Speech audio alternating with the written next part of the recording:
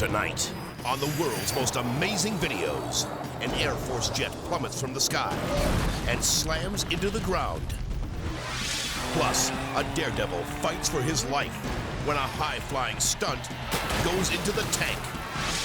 And it's a recipe for disaster when a chef is engulfed in a fireball of flames.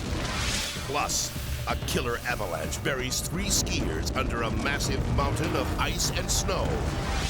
And find out what it's like to be trapped in an out-of-control race car. These are the incredible true life stories of people who face their most desperate hour and live to tell about it. Everything you are about to see is real. Real people, real danger, real excitement. Get ready to experience the thrill of a lifetime. You are about to witness the world's most amazing videos.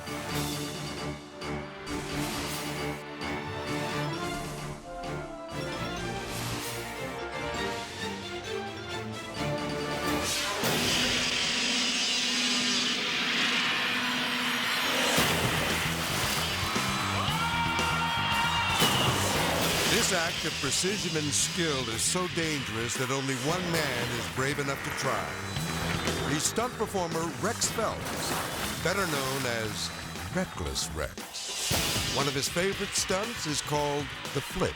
The flip came to me in a dream, and when I woke up, I just thought about it and put it on a chalkboard, and I drew it and cut it out and tried to work out how I could do this flip. Each time he jumps, he takes his life in his hands. You hold that throttle wide open all the way from the bottom of that ramp till you leave it. If you go too fast, you're going to sprain your wrists and get your face slammed into the handlebars. Oakland, California. Although Rex has successfully executed this stunt many times, tonight, something just isn't right. I didn't have a good feeling at all that night. The ground was spongy, and there was fog misting down through the lights, and the crew was constantly going out and checking the ramp. A slippery ramp poses a grave risk. But this daredevil doesn't want to disappoint his fans.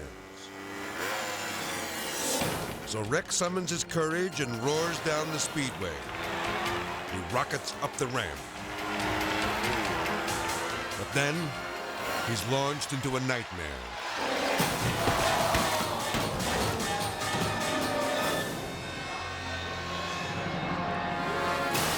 Watch again. The wet ramp causes the bike to skid off at an angle. I turned the bike sideways in the air and shoved off towards the tank. The motorcycle misses the water and crashes to the ground. Rex hits the edge of the pool with bone-crushing force. When I hit the side of the tank, I heard my leg explode. Despite this horrifying accident, Rex has no intention of changing his death-defying ways. I'll always be doing stunts. It used to give me the weebie-jeebies when I think about it, but I want to flip again. I love that stunt.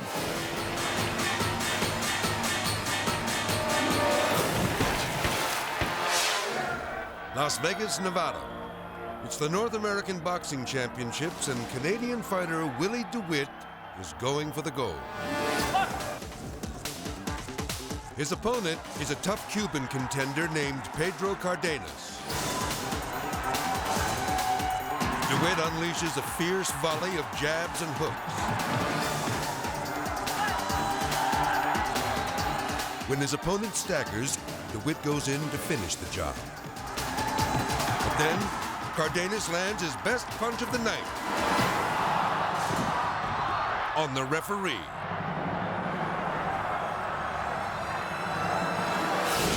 Let's watch again. Official Bert Lowe's steps in to separate the boxers, but before he can stop the fight, Cardenas puts him down for the count. The Cuban just kind of lunged out with a left hook and caught the referee coming in right in the head. And he just kind of keeled over into the rope, so it was a strange situation, to say the least. DeWitt recalls the reaction of the spectators. The crowd was just nuts at this fight. And when that happened, people were jumping out of their seats. It was unbelievable. Incredibly, the 62-year-old ref suffers only a small cut on his nose. But his night is over. He climbs out of the ring to the cheers of the crowd. I got tagged a pretty good shot. I wanted to stop the ball, and it looked like I got stopped. Then after that, it took about 20 minutes before everything got sorted out. They had another referee put in there. And we continued the fight. And I figured, well, I'll just pick up where I left off. The round continues, and Cardenas scores another knockdown, this time to himself. Still unable to find his opponent, Cardenas delivers a staggering blow to the second referee. Fortunately, the official is able to shake it off, and the fight continues.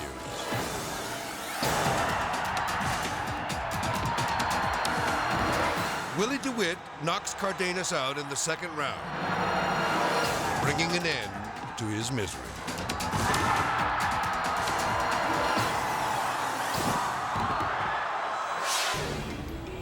Tokyo, Japan. A popular cooking show is featuring a segment on deep frying. Pots of oil heated to 247 degrees Celsius are used to cook assorted foods. But as the host drops a crab cake into the boiling oil, the stovetop catches fire.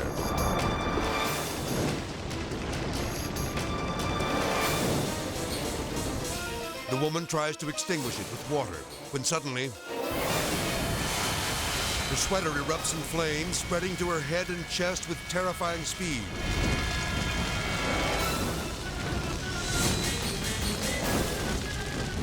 Crew members rush to extinguish the blaze as the cook lies helplessly on the floor.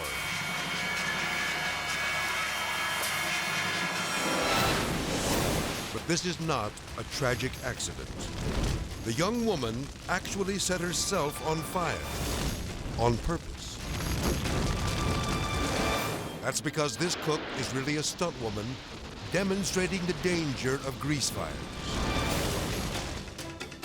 A camera mounted on her shoulder captures the moment the flames spread to her protective sweater. An asbestos mask and fireproof wig prevent the horrific blaze from burning her face.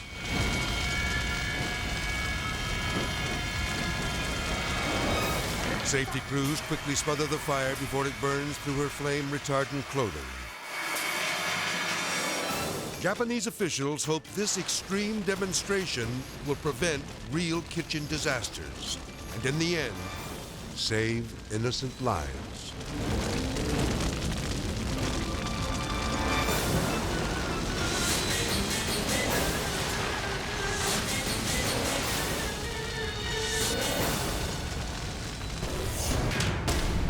Coming up, a Russian jet stalls in midair and crashes into the ground. Plus, 3 terrified skiers are swallowed by a massive avalanche. Then later, a speedboat flies out of the water and runs down a helpless woman. And a road rally takes a dangerous turn when a race car flips and bursts into flames. When the world's most amazing videos returns.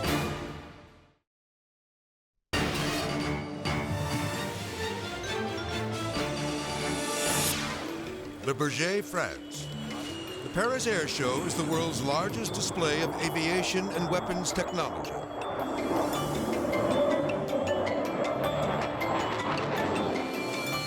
The Russian Sukhoi Su-30 is one of the world's most advanced fighter jets. The pilot and navigator are ready to perform a difficult low-altitude demonstration. The takeoff is perfect. The plane soars through the air with grace and power. Twisting and rolling to the delight of the crowd. The pilot goes into a dangerous flat spin maneuver. A steep nosedive that few are brave enough to attempt. But he's coming down too fast. He can't pull up. Then suddenly, disaster. The tail hits the ground and the pilot struggles to regain altitude. But it's too late. Watch again. The left engine scrapes the runway and bursts into flames. The volatile fuel could explode at any moment, so the pilot and the navigator eject. The two men rocket away from the burning aircraft.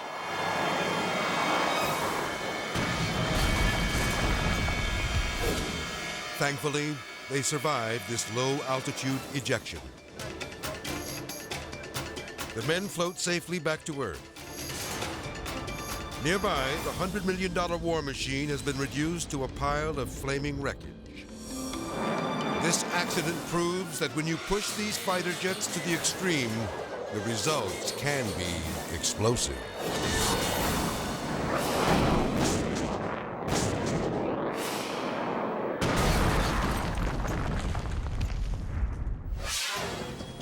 Zermatt, Switzerland. Andy Stafford and his friends Jerry and Brian are out for a day of extreme skiing in the shadow of the Matterhorn. Strong winds and fresh snow have made ski conditions treacherous. Much of the mountain is considered unstable. But these thrill seekers choose a slope that looks secure. They begin their run. And suddenly,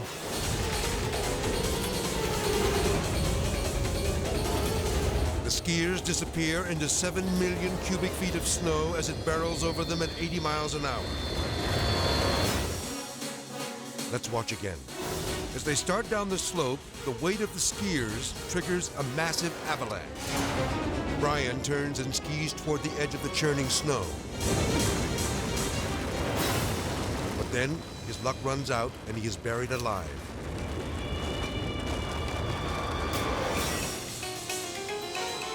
Andy shoots down the center of the icy slope. In seconds, he's lost under the crush of snow.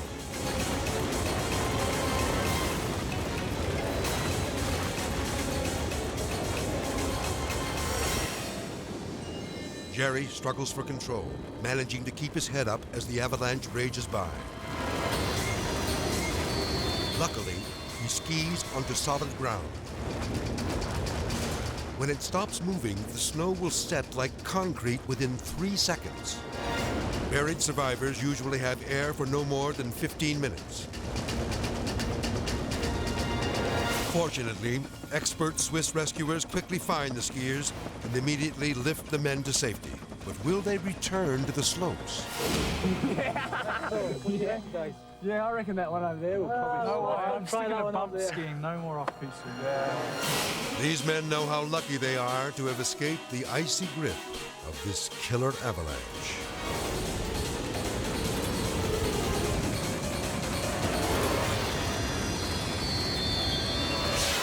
Now, an amazing video classic.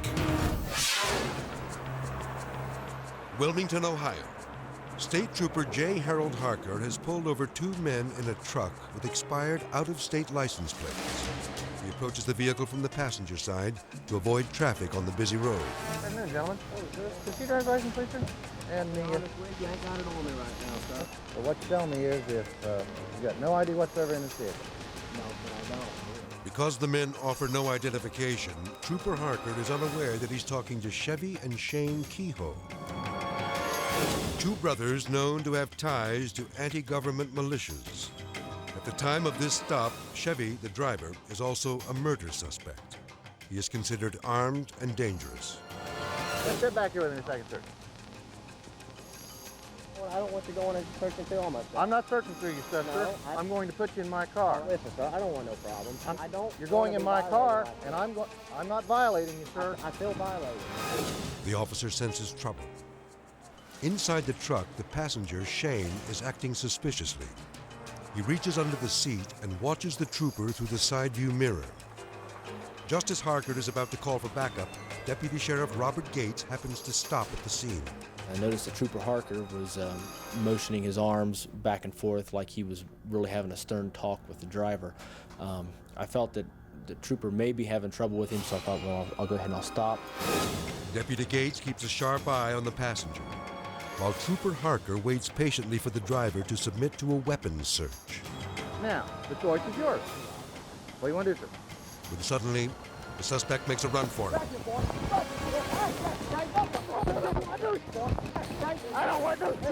Then, all hell breaks loose.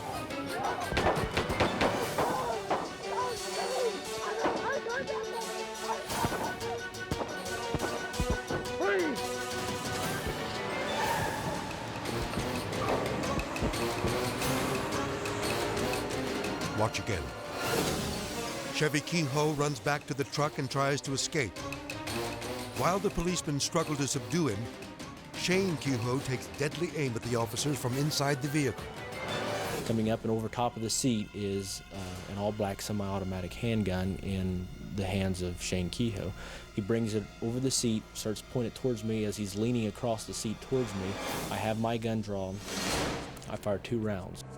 After I fire my rounds, you can see Shane jerk across the seat. And we believe at this time he was struck by one of the bullets, and it was stopped by his bullet-resistant vest. But this gunfight is just beginning.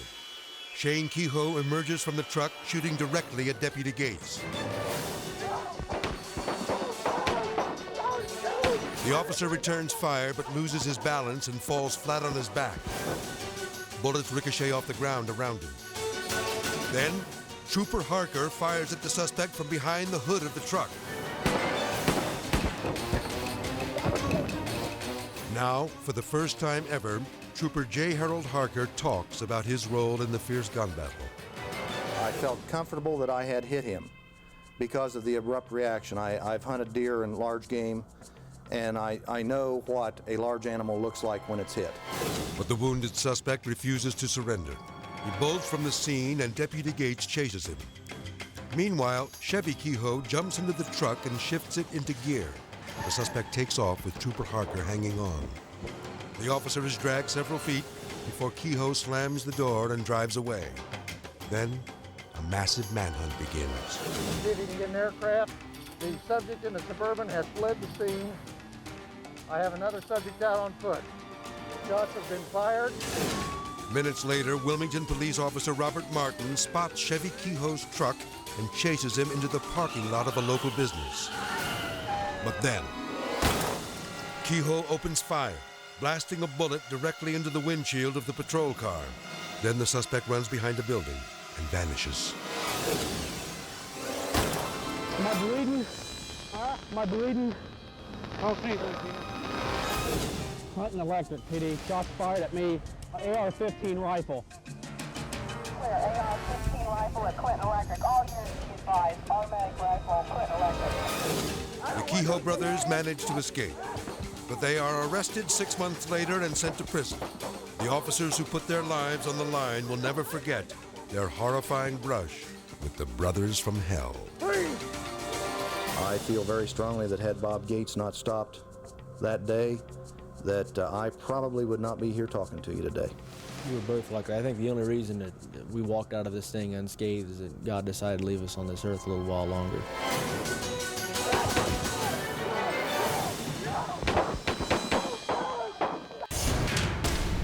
Next up, passengers panic when their hot air balloon bursts into flames.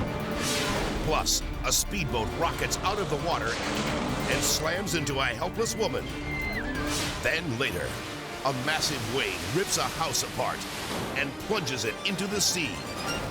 When the world's most amazing videos returns.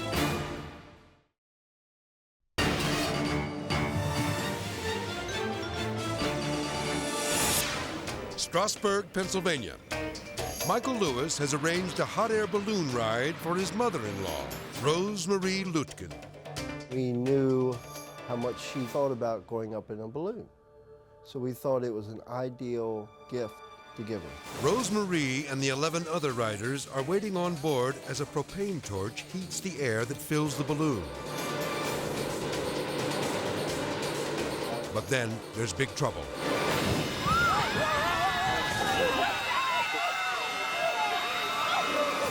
Let's watch again.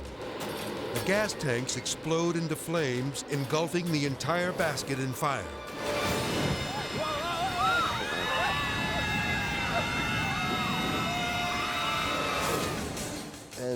they start taking off. And all of a sudden, I saw the fire. I could see other people running toward the balloon, and we just wanted to get there as fast as we could.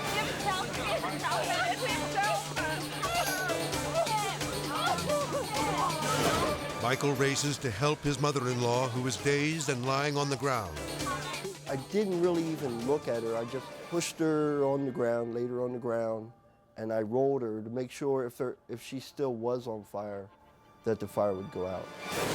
Luckily, Michael is able to reach Rosemarie in time. There was my son-in-law. We were just hugging each other. We were just so happy, you know, that everything went okay. Rosemarie suffers burns to her hands and face, but she knows it could have been much worse. It was a very quick moment, fortunately, because if it would have lasted, I think we would have all been very badly hurt. Miraculously, all 12 passengers survived the fiery accident with their lives.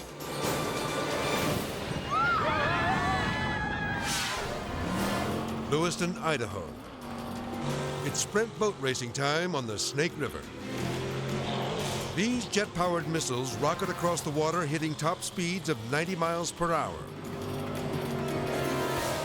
They blast through a twisting maze of hairpin turns, sometimes running in only inches of water. Tiffany Landris and Holly Barkley have volunteered to serve as judges. They watch from the river's edge. We actually sat not far from the water, not thinking that we were in any danger at all. The yellow boat, driven by Fred Carpenter, blazes through the course at top speed. But then, disaster strikes. The speedboat flies up the embankment and slams into Holly. Take another look. Going into the final turn, Fred loses control. The craft hits land and hurtles toward the crowd. The boat crashes down on Holly. Fred says it was the most terrifying moment of his life. The thing that just scared me is when I came up there and I could see those people and I saw them spread, and I thought for sure that I'd killed somebody. It was bad.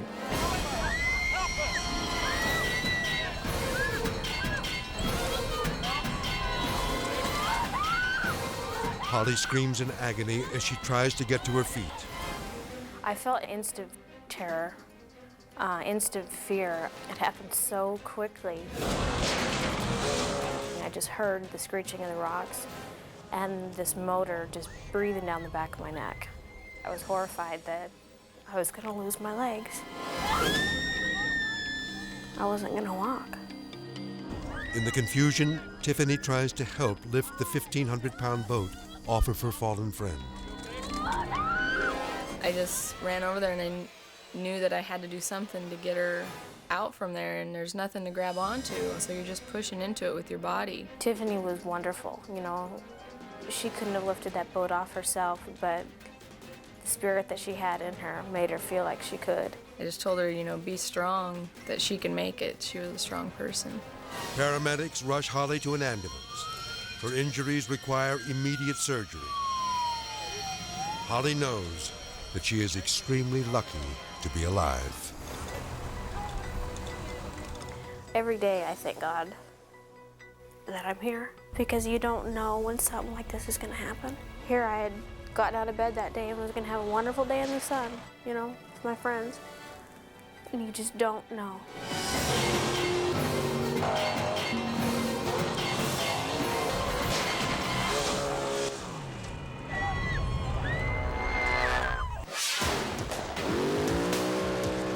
Sonoma, California.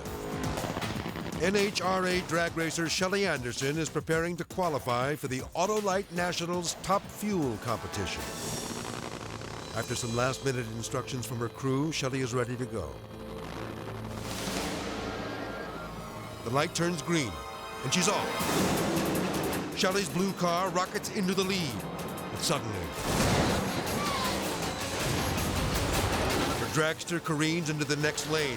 Then it slams into the retaining wall and explodes. take another look at this horrifying crash. Just as the speeding vehicle reaches 295 miles an hour, the rear left tire blows out, sending the car smashing into the wall. The nitromethane fuel explodes into flames as the car blazes down the quarter-mile track.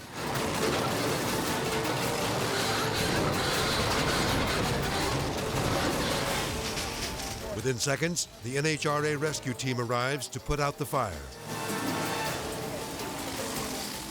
The crew is able to control the flames and pull Shelley from the demolished dragster. Amazingly, she's alive.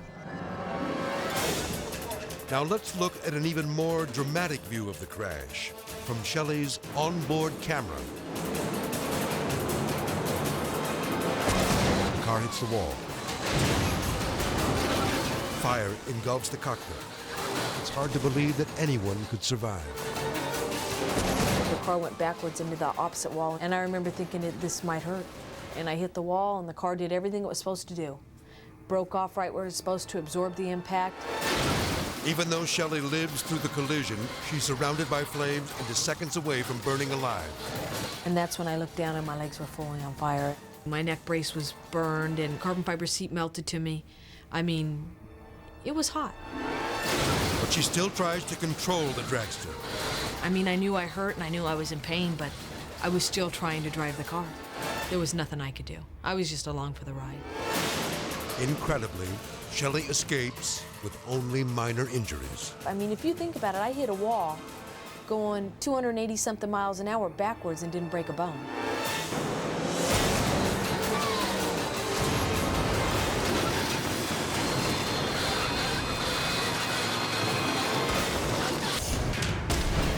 Up next, a killer storm batters a house and washes it out to sea. Plus, a thief is caught with his hand in the cookie jar. Then later, a race car erupts in a ball of fire with a passenger still trapped inside. When the world's most amazing videos returns.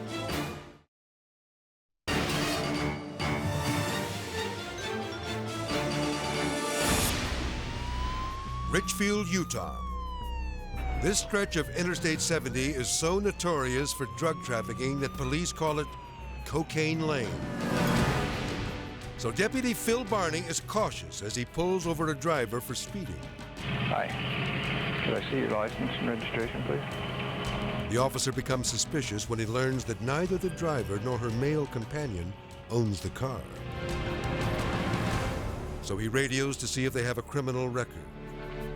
Shows a failure to appear on forgery, charge and conviction on fraud and possession of handgun. Because of their weapons conviction, the officer calls for backup. He cautiously approaches the vehicle and orders the suspects to stand in front of the car as he begins his search. Would you step up in front of the vehicle?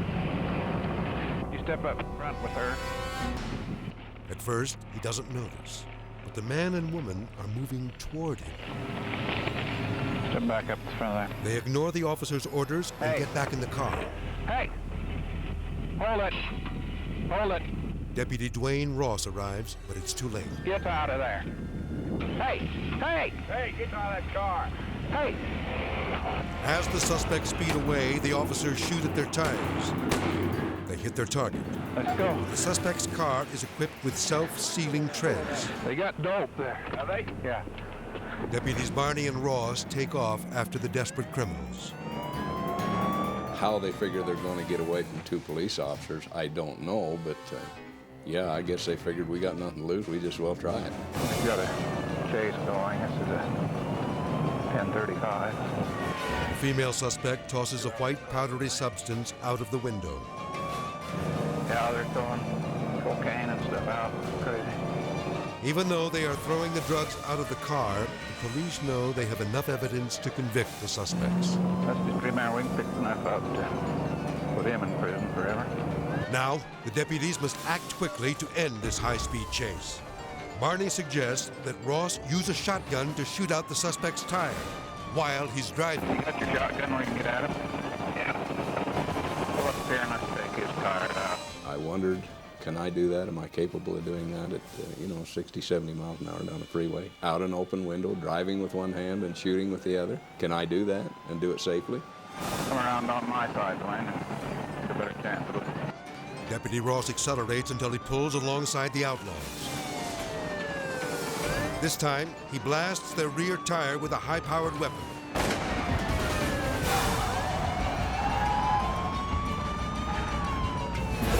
It works. The tire goes flat. The suspects finally stop, and they're ordered out of the vehicle. Step out with your hands up and on your face. The fugitives are apprehended without a fight. Now you lay flat on your face. Lay out. A further search of the truck reveals the criminals didn't dump all of their drugs. Little Mary Jane, too. Deputies discover that the white substance thrown into Cocaine Lane is actually PCP, a dangerously powerful narcotic with a street value of over $1 million. With this mountain of evidence, the fearless deputies take these drug dealers off the streets for good. It was a job that had to be done. We done it, just all in a day's work.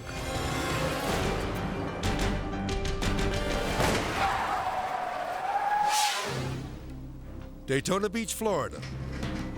This exterminator is ridding an apartment of more than just pests. Hundreds of dollars in change collected by the tenant, Blair Harrison, has been mysteriously disappearing over the last few months. I've been saving my change all my life since I was a kid, because that's the way I can save money. It adds up quite a bit, and I use it for going home to see my family. Hoping to catch the thief in the act, Blair decides to capture him on tape. I thought a video camera would be appropriate, so I borrowed a camera, and I set it up in my room in my dirty laundry. Blair hides the camcorder under a pile of socks and points it at his jars of change on the dresser. See ya. The stage is set, and Blair leaves for work. Later that morning, the rat takes the bait. Blair's exterminator is making a routine visit to the apartment. But instead of laying a trap, he walks right into one.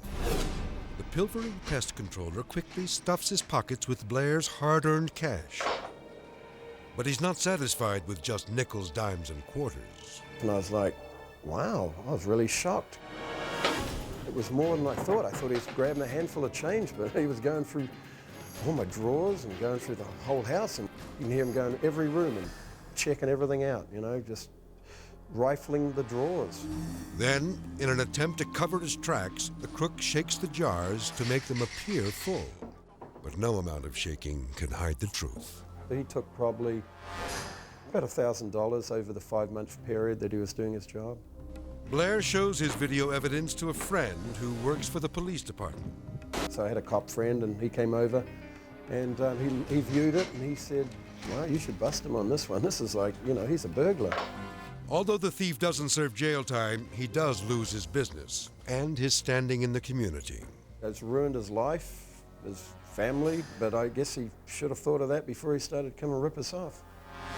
Now that cameras are everywhere, crooks should take heed, because the eyes of the world might very well be upon them. Now for the viewer video of the week, sent to us by Rob Benchley from Nantucket, Massachusetts. The storm of the century is battering the New England coast. But nothing could prepare DeWitt Smith for what she is about to experience. Her home of 14 years lies in the path of destruction. As giant waves wash out the sand from beneath her house, DeWitt's neighbors put their lives on the line to save what few possessions they can. Then suddenly, the storm's fury increases. Something in me just said, get out of there. It's not safe.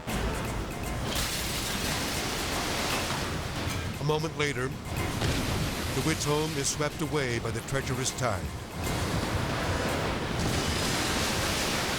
We all watched in absolute fascination that it was still floating, and it was floating intact. There was a sense just for a minute that it might float down onto a beach a little south of where we were. But this huge wave came and washed over the chimney. The 30-foot chimney is dwarfed by the massive waves. The 70-year-old structure is no match for the ocean's destructive power. DeWitt is heartsick as the storm rips her house to shreds. The sense of physical and emotional defeat is something that I've never felt before. It was exhausting just trying to remain upright in that 50-mile-an-hour wind. In a matter of minutes, DeWitt's home is reduced to a pile of floating debris. I thought I was over this, but talking about it makes me realize that I'm not over it. It's so easy to say, well, it was just a house. It wasn't your house, it was my house, and my house is gone.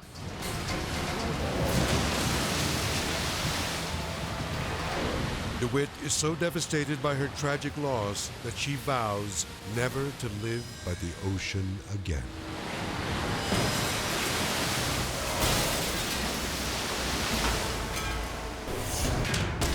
Coming up, a jewelry heist is foiled when a tough customer fights back against crime. Plus, rescuers struggle to save a terrified horse from drowning in a raging river. And a road rally heats up when a race car bursts into flames. When the world's most amazing videos continues.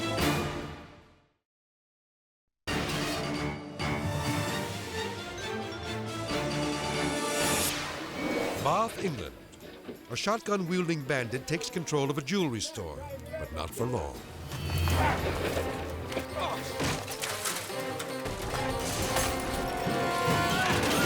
As the other customers lie on the floor, off-duty police officer Chris Standen rushes the assailant, grabbing the barrel of his gun. But the robber overpowers Chris and violently slams him to the floor. With Chris in his sights, the outlaw pulls the trigger. Thankfully, the gun jams. Watch again. The brave officer tries to disarm the thief, but he's thrown down. Then, just when it appears he'll be shot, the weapon malfunctions, so the crazed man beats Chris with the shotgun. Despite the vicious blows, the heroic cop continues to fight back. Finally, he wrestles the gun from the thief, who makes a cowardly retreat. I'm a police officer, and I mean, my wife thinks I'm exceedingly foolish, but no, I don't consider myself a hero. I like to think all police officers would have taken some action. Chris keeps the shotgun as a souvenir of the day he stared down death and won. Walnut Creek, California. Heavy rains have caused this hillside to give way, plummeting a horse named Kachina into a raging river and trapping her under a fallen tree. The horse is cold, confused, and about to go into shock. Dave Summers, Kachina's handler, is right by her side. I was sitting in the tree with her head on my lap, and I could just feel her getting heavier and heavier and heavier. A special swift water rescue team is called in. Suit up! But as team member David Poppy admits, they're trained to save humans, not animals. The problem you're dealing with an 800-pound animal. Well, what's that horse going to do? The rescue workers anchor the enormous tree and saw it into pieces. Finally, the team pulls Kachina out of the mud.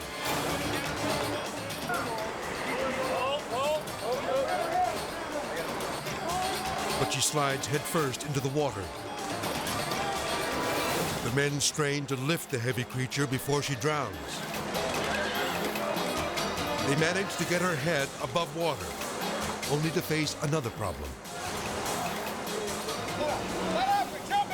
The water was rushing so hard the horse couldn't stand up and was just sweeping his legs out from under him. The rescuers struggle to get the horse to her feet. But Kachina just doesn't have the energy. the team refuses to give up. And we've been in that water now for 2 hours, and there was no way we were giving up.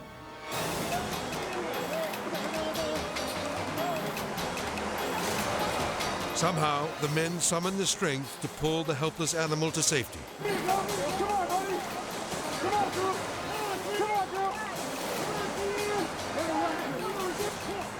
After one final push, Kachina collapses on dry land. Her rescuers are exhausted but relieved. Kind of nice because it almost looked like the horse smiled at you. You know, he was just so relieved to be out of that cold water. Today, Kachina has made a complete recovery, thanks to the fearless efforts of the swift water rescue team that saved her life.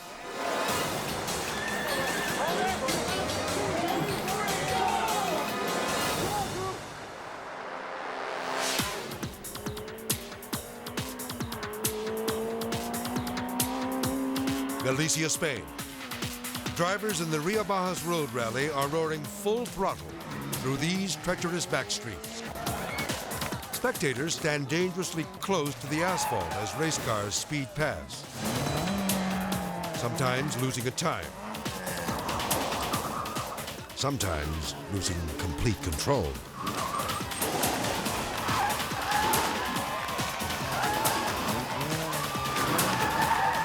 But the worst is yet to come. Driver Herman Castrillon and his navigator Estrella Vidal are battling for the lead. But as they barrel toward the finish line, there's big trouble.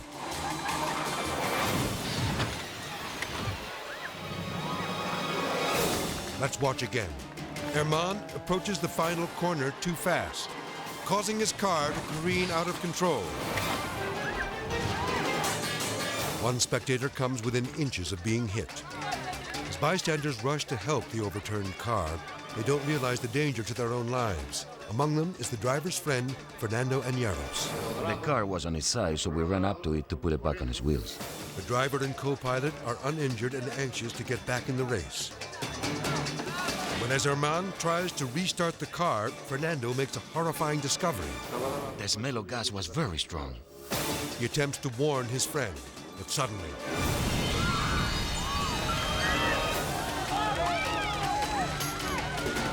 the gas fumes ignite, and the car explodes into a ferocious fire. Herman manages to escape through the choking smoke. I got out of the car quickly, but Estrella, my navigator, was trapped in the blaze. The flames rage around the passenger side window. But somehow, Estrella claws her way to safety. It was a miracle because there were a lot of bushes and flames, and I was still able to escape through my window. Everyone survives the blazing wreck, but the race team and a few bystanders suffer burns. When they took the bandages off my face, I had no eyebrows or eyelashes, but after a while, everything grew back, and now I'm back to normal. Despite their fiery ordeal, Estrella and Herman refuse to give up racing. Today, the partners are back on the track, but with the knowledge that around any turn can lurk disaster.